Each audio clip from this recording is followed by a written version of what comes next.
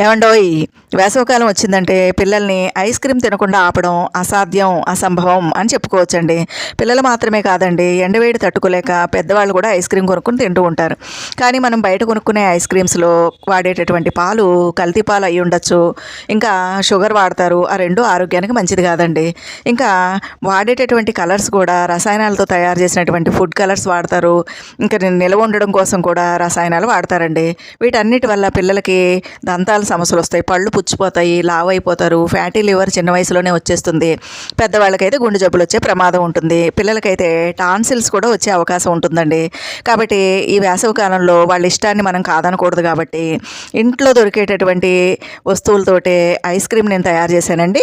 ఇలాంటి ice creams మనం తయారు చేసి ఇచ్చినట్లయితే మరి ఆరోగ్యానికి ఆరోగ్యం, రుచికి రుచి అండి. పిల్లలు పెద్దలు అందరూ కూడా తినొచ్చు అనమాట. ఇది ఎలా తయారు చేయాలో చూడండి.